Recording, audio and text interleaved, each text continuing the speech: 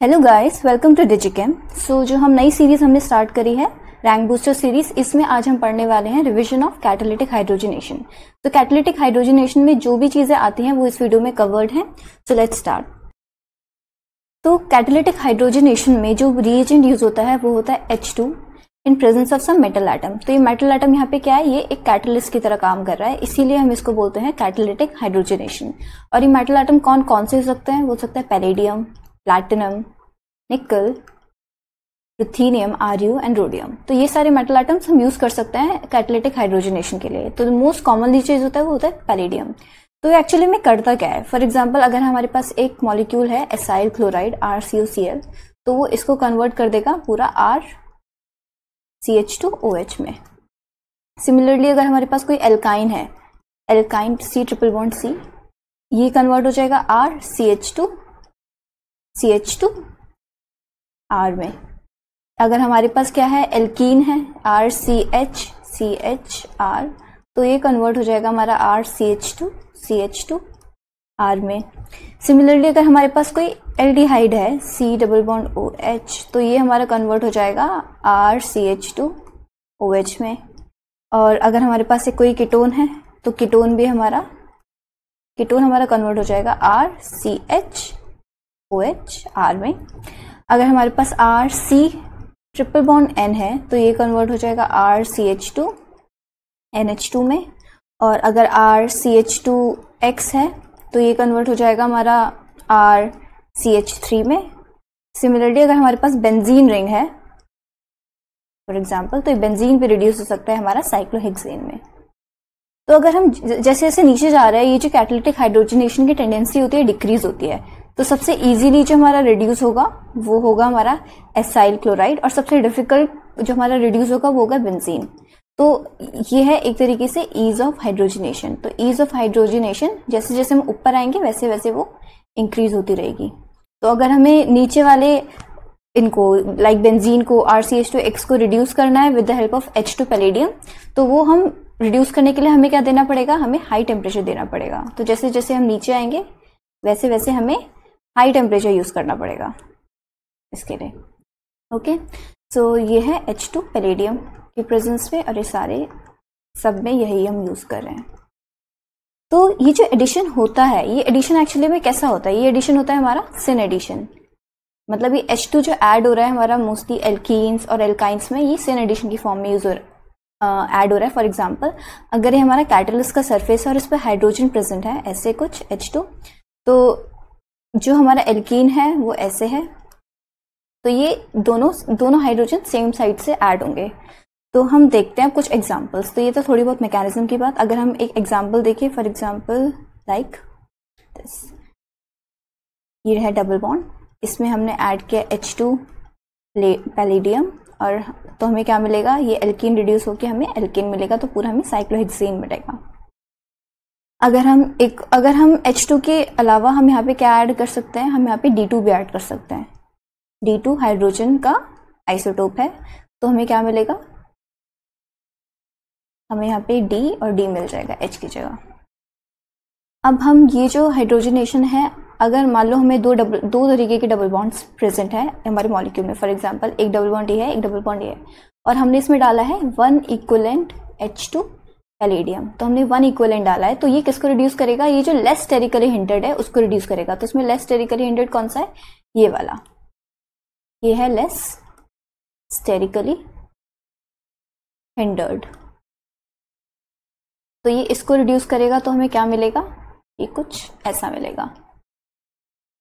लेकिन अगर हम इसमें क्या डालते हैं, अगर हम इसमें एक्सेस ऑफ H2 पैलेडियम डाल दें, for example excess of H2 palladium, तो हमें क्या मिलेगा, हमें ये दोनों रिड्यूस हो जाएंगे।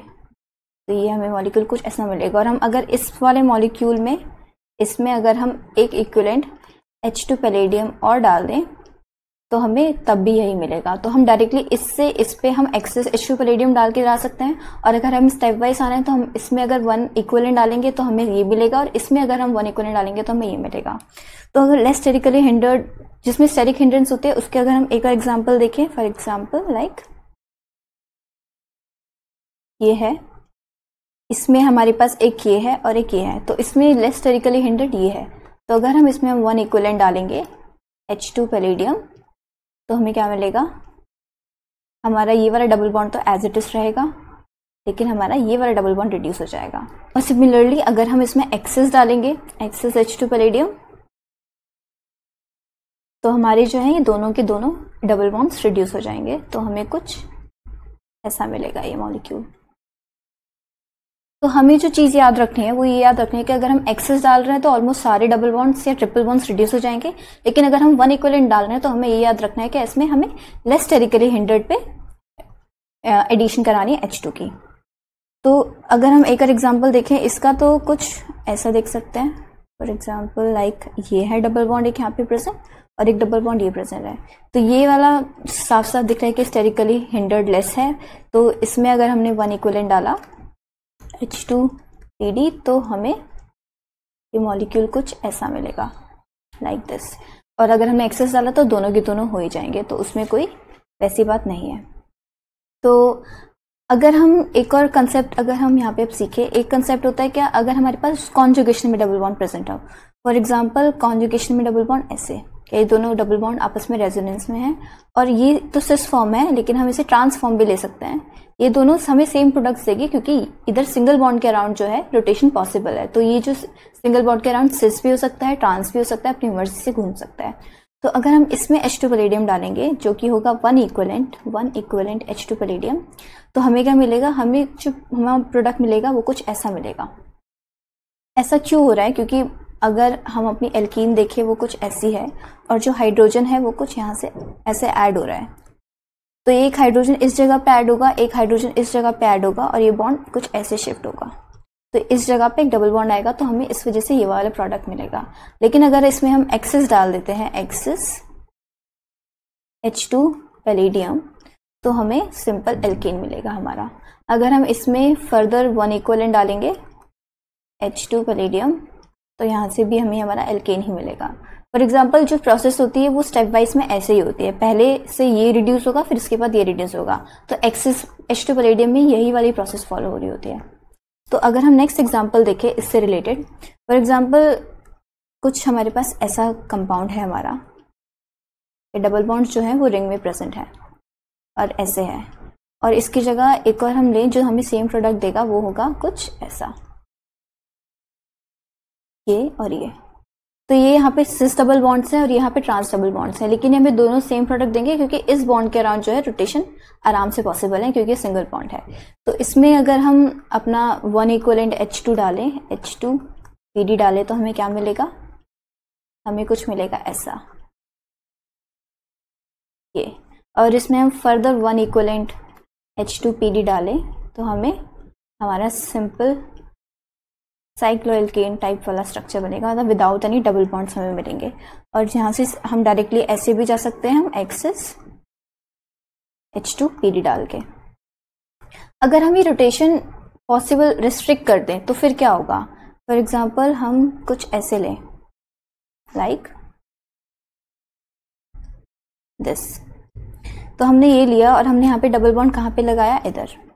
तो ये तो सिस है, तो इसमें तो हमें क्या मिलेगा, 1 इक्विवेलेंट H2PD से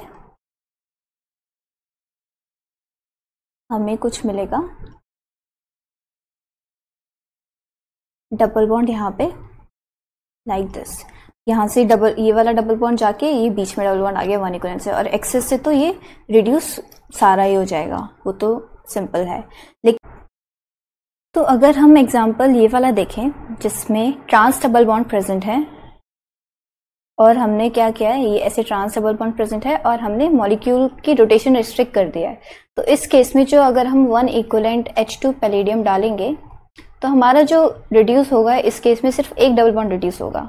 ये ऑल दो कॉन्जुगेशन में है लेकिन ये है ट्रांस है, तो इस केस में हमारा सिर्फ ये वाला डबल बॉन्ड रिड्यूस हुआ और ये वाला नहीं हुआ। ऐसा क्यों, क्योंकि जो हाइड्रोजन है वो सिर्फ सिन तरीके से आ सकता है, एक हाइड्रोजन इस साइड से आए और एक हाइड्रोजन इस साइड से आए, ये तो पॉसिबल नहीं है। तो वो इस केस में सिर्फ एक ही डबल बॉन्ड को रिड्यूस कर पाएगा और हमें हमारा जो प्रोडक्ट मिलेगा वो ऐसा मिलेगा, ना कि सिस जैसा। सिस में दोनों डबल बॉन्ड्स एक ही साइड पे थे, एक ही साइड पे होता है, सिन एडिशन पॉसिबल होता है, तो इस वजह से दोनों हाइड्रोजन रिड्यूस होते हैं और हमें बीच में डबल बॉन्ड मिल रहा था, लेकिन इस केस में नहीं होगा ऐसा। अब अगर हम देखें एक और चीज़ जो आती है इस कंसेप्ट में, वो आती है स्टीरियो सेलेक्टिविटी। क्या जो ये एडिशंस होते हैं वो स्टीरियो सेलेक्टिव भी हो सकते हैं? कैसे? हम देखें एक मॉलिक्यूल, वो होगा कुछ ऐसा। तो ये यहाँ पे क्या है, हाइड्रोजन्स हैं। इसमें हमने क्या ऐड किया, हमने ऐड किया D2 पैलेडियम। तो D2 पैलेडियम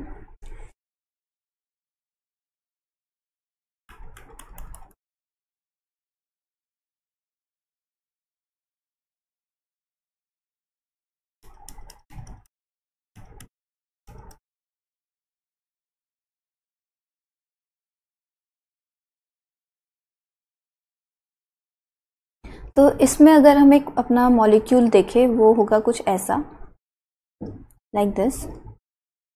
तो ये है हमारी एल्कीन, ये हाइड्रोजन से, और इसमें अगर हम ऐड करें D2 पैलेडियम इसमें हमने ऐड किया, तो जो D2 है ये मॉलिक्यूल में ऊपर से भी आ सकता है क्योंकि सिन एडिशन होगा, और साथ में नीचे से भी आ सकता है। तो हमें जो मॉलिक्यूल्स वो मिल सकते हैं वो क्या क्या हो सकते हैं, ये जैसे ये वाला, ये CH3 है, Me है, तो ये Me, तो दोनों H इस साइड हो सकते हैं और D इस साइड से ऐड हो सकता है Me, या फिर हमें क्या मिल सकता है, Me, दोनों D इस साइड और H दोनों इस साइड Me। अब अगर हम ये कार्बन्स देखें, ये कार्बन कायरल तो है, लेकिन इस पूरे मॉलिक्यूल में क्या है, प्लेन ऑफ सिमेट्री है। इस मॉलिक्यूल में भी प्लेन ऑफ सिमेट्री है, ये दोनों एटम्स कायरल तो है, कार्बन एटम्स। तो इस प्लेन ऑफ सिमेट्री की वजह से क्या हो गए, ये हो गए मीजो। तो मीजो है, इस वजह से क्या है, ऑप्टिकली इनएक्टिव। तो हमें इस केस में ये चीज़ भी पूछ सकते हैं कि हमें जो प्रोडक्ट मिलेगा वो ऑप्टिकली एक्टिव होगा या ऑप्टिकली इनएक्टिव होगा। तो वो हमें कुछ ऐसे देखना है। अगर अभी तो हमने सिस एल्कीन ली थी, लेकिन अगर हम ले ट्रांस एल्कीन फॉर एग्जांपल, और अब हम इसमें ऐड करें D2 पैलेडियम, तो हमें जो मिलेगा वो कुछ होगा Me H D। अब D एक D इस साइड आएगा, एक D इस साइड आएगा, H Me, और एक और जो हमें मिल सकता है वो कुछ ऐसा होगा, Me D H H D Me। तो इसमें ये जो कार्बन है इसकी कॉन्फ़िगरेशन में H यहाँ पे, D यहाँ पे, और इसकी कॉन्फ़िगरेशन में D यहाँ पे, H यहाँ पे। तो ये जो दोनों मॉलिक्यूल्स हैं, एक R होगा तो एक S होगा, एक मतलब एक कार्बन अगर यहाँ पे R है तो एक S होगा। तो ये जो हमें मॉलिक्यूल मिलेंगे, इनमें जो रिलेशन होगा वो होगा रेसिमिक मिक्सचर का। तो अगर एक D रोटेशन करेगा तो एक L रोटेशन कर रहा होगा, तो रेसिमिक मिक्सचर मिलेगा। तो ये भी ओवरऑल क्या होगा, ऑप्टिकली इनएक्टिव। तो बेसिकली हमसे ऑप्टिकली एक्टिविटी भी पूछ सकते हैं और हमसे ये रिलेशन भी पूछ सकते हैं कि मॉलिक्यूल मीजो है या रेसिमिक मिक्सचर है या डाइस्टीरियोमर है, वो क्या है। तो ये क्या होंगे, ऑप्टिकली इनएक्टिव, लाइक दिस। तो हमें सिस से मीजो मिल रहा था और हमें ट्रांस से क्या मिलेगा, रेसिमिक मिक्सचर। तो नेक्स्ट अगर हम एक मॉलिक्यूल देखें फॉर एग्जाम्पल दिस, और इसमें एक पहले से हमें एक स्टीरियो सेंटर गिवन है, Me जो है अबव द प्लेन प्रेजेंट है और यहाँ पे डबल बॉन्ड है, और इधर हमने क्या ऐड किया है, हमने ऐड किया है H2 पैलेडियम। तो अभी जो H है ये अबव द प्लेन भी ऐड हो सकता है, बिलो द प्लेन भी ऐड हो सकता है। तो हमें क्या क्या मिल सकता है, लाइक Me तो हमारा फिक्स्ड है अबव द प्लेन, तो अगर H2 above the plane add होगा तो H above the plane, Me below the plane, plus अगर जो हमारा H है वो बिलो द प्लेन ऐड होगा तो Me अबव द प्लेन और H बिलो द प्लेन। तो इस केस में क्या है, ये वाला स्टीरियो सेंटर तो फिक्स है, इसकी कॉन्फ़िगरेशन सेम रहेगी, लेकिन इसकी कॉन्फ़िगरेशन बदलेगी। तो ऐसे कंपाउंड्स को हम क्या बोलते हैं, डाइस्टीरियोमर्स। तो इनके जो रिलेशन है वो है डाइस्टीरियोमर्स, और ये क्या है, ये ऑप्टिकली एक्टिव भी होंगे, ऑप्टिकली एक्टिव। कैटलिस्ट देखते हैं, कैटालिटिक हाइड्रोजनेशन में जो काम आता है वो हम देखते हैं एडम्स कैटलिस्ट। एडम्स कैटलिस्ट में भी हम क्या ऐड करते हैं, हम H2 ही ऐड करते हैं, लेकिन इन प्रेजेंस ऑफ P2O2। तो इसके अंदर तो इसका क्या काम क्या होता है, ये मेनली जो करता है ये रिड्यूस करता है बेंजीन रिंग्स को। ये और कोई फंक्शनल ग्रुप्स को अटैक नहीं करता, ये बेंजीन रिंग को रिड्यूस करने में काम आता है। अब बेंजीन रिंग H2 पैलेडियम पे रिड्यूस कर रहा था, लेकिन उसे रिड्यूस करने के लिए उसे हाई टेम्परेचर चाहिए था, तो इस वजह से हम एडम्स कैटलिस्ट यूज़ करते हैं। नॉर्मल रूम टेम्परेचर पे भी हमारी बेंजीन रिंग्स को रिड्यूस कर देता है। तो अगर हम एग्जांपल देखें, फॉर एग्जांपल इसमें है, ये है बेंजीन रिंग और ये है हमारा एस्टर ग्रुप। तो इसमें क्या हमने क्या ऐड किया, H2 ऐड किया इन प्रेजेंस ऑफ PTO2। तो ये हमारा क्या रिड्यूस करेगा, ये हमारी बेंजीन रिंग को रिड्यूस कर देगा, लेकिन हमारा ester group as it is रहेगा। तो बेंजीन रिंग को करने के लिए बहुत ही ज़्यादा अच्छा रिएजेंट है। अब एक और कैटलिस्ट है जो एक और है जो बेंजीन रिंग को रिड्यूस करता है, सेम काम करेगा, वो होता है H2 इन प्रेजेंस ऑफ निकल। तो हम H2 निकल और H2 PtO2 हम दोनों यूज़ कर सकते हैं बेंजीन रिंग को रिड्यूस करने के लिए एट नॉर्मल टेम्परेचर्स। तो H2 PT को हम क्या कहते हैं, एडम्स कैटलिस्ट। तो नेक्स्ट कैटलिस्ट पे हम आते हैं जो कि इंपॉर्टेंट कैटलिस्ट है, वो है लिंड-लार्स कैटलिस्ट। लिंड-लार्स कैटलिस्ट का क्या फॉर्मूला होता है, ये होता है H2 किसकी प्रेजेंस में, पैलेडियम और CaCO3, और इसको हम क्यूनोलीन भी हम साथ में ऐड करते हैं सेलेक्टिविटी के लिए, क्या ये अच्छी सेलेक्टिविटी दे हमारे प्रोडक्ट्स में। फॉर एग्जांपल इसका काम क्या होता है, ये काम हमारा जो करता है, ये करता है एल्काइंस को हमारा रिड्यूस करता है सिस एल्कीन्स में। अगर हम नॉर्मल H2 पैलेडियम यूज़ करेंगे एल्काइंस पे तो वो हमारा एल्केन पे जाके एंड करेगा, लेकिन अगर हमें रिएक्शन एल्कीन्स पे रोकनी है तो वो क्या, उसके लिए हम लिंड-लार्स कैटलिस्ट यूज़ करते हैं। फॉर एग्जांपल अगर हम एक एग्जांपल देखें, लाइक ये है, इसमें ये ट्रिपल बॉन्ड और ऐसे, और इसमें हमने क्या ऐड किया, हमारा लिंड-लार्स कैटलिस्ट यूज़ किया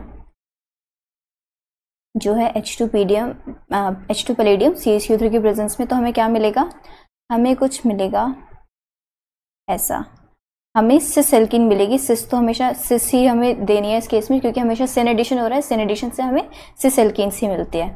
तो ये हमारा प्रोडक्ट होगा, इस वजह से ये है सिस एल्कीन। तो ये था लिंड-लार्स कैटलिस्ट के बारे में। तो लिंड-लार्स कैटलिस्ट का मेन रोल जो है वो यही है। और अगर हम देखें लिंड-लार्स कैटलिस्ट के जैसा एक और जो होता है वो होता है Ni2B, इसको हम बोलते हैं निकल बोरेट, और इसका भी सेम काम होता है, सिस एल्काइंस को सिस एल्कीन्स में कन्वर्ट करना। तो ये दोनों कैटलिस्ट हम यूज़ कर सकते हैं इस सेम एल्काइंस को सिस एल्कीन में कन्वर्ट करने के लिए। तो नेक्स्ट कैटलिस्ट जो हम पढ़ेंगे वो पढ़ते हैं हम रोजनमंड। तो हमें रोजनमंड और लिंड-लार्स काफ़ी हद तक सेम लगते हैं, लेकिन एक चीज़ का डिफरेंस है, इसमें हम H2 ऐड करते हैं पैलेडियम की प्रेजेंस में, और ये BaSO4 हम ऐड करते हैं, और साथ में क्यूनोलीन यहाँ पे भी ऐड होता है। तो बस BaSO4 का ही डिफरेंस है, ऐसा कोई ज़्यादा डिफरेंस नहीं है। तो इसका जो मेन रोल होता है, ये कन्वर्ट करता है एसाइल क्लोराइड को एल्डिहाइड में, एसाइल क्लोराइड को एल्डिहाइड में कन्वर्ट करता है, और ये एल्काइंस को भी सिस एल्कीन्स में कन्वर्ट कर सकता है। जो काम लिंड-लार्स कैटलिस्ट करता है वो काम रोजनमंड कैटलिस्ट भी कर सकता है, सिस एल्कीन्स में कन्वर्ट करता है। तो अगर हम एक एग्जांपल देखें इसके लिए, for example like this COCl, और इसमें हमने क्या ऐड किया, हमारा रोजनमंड, H2 पैलेडियम, BaSO4 और साथ में क्यूनोलीन। तो ये हमारे एसाइल क्लोराइड को किस पे रोक देगा, एल्डिहाइड पे। अगर हम H2 पैलेडियम यूज़ करते तो वो हमारा सीधे अल्कोहल लेके जाता, लेकिन हमें अपनी रिएक्शन जो है वो हमें एल्डिहाइड पे रोकनी है, इस वजह से हमने रोजनमंड कैटलिस्ट यूज़ किया। फिर अपना एग्जांपल देखें, फॉर एग्जांपल लाइक Cl, ये है यहाँ पे, और Me। तो इधर हमने अपना रोजनमंड कैटलिस्ट यूज़ किया, तो यहाँ पे क्या होगा, यहाँ पे हमें जो मिलेगा दिस, ये जो एसाइल क्लोराइड है ये हमारा एल्डिहाइड में कन्वर्ट हो जाएगा, लेकिन हमारा कीटोन एज इट इज रहेगा, ये कीटोन को टच नहीं करेगा। तो ये चीज़ है। तो बेसिकली यहाँ पे होता क्या है, ये जो BaSO4 है, क्यूनोलीन है, ये जो होता है पॉइजन की तरह काम करते हैं। ये तो होते हैं हमारी जो कैटलिस्ट की रिएक्टिविटी होती है पैलेडियम की, उसको डिक्रीज कर देते हैं, इस वजह से हमारी रिएक्शन जो है एल्डिहाइड पे रुक जाती है इस केस में। और सिमिलरली एल्काइंस भी सिस एल्कीन्स में रुक जाता है, एल्केन्स में नहीं जाता। ये जो लिंड-लार्स कैटलिस्ट हमने पढ़ा था, इसमें पैलेडियम, CaCO3, क्यूनोलीन, ये भी इस केस में पॉइजन ही है। ये भी हमारे जो एल्काइंस को है एल्कीन्स पे रोक रहा है, ना कि एल्केन्स पे लेके जा रहा है। तो इस वजह से लिंड-लार्स कैटलिस्ट और रोजनमंड कैटलिस्ट इस वजह से इंपॉर्टेंट है काफ़ी। तो ये था हमारे कैटालिटिक हाइड्रोजनेशन के बारे में। तो I hope you like this video, so thank you.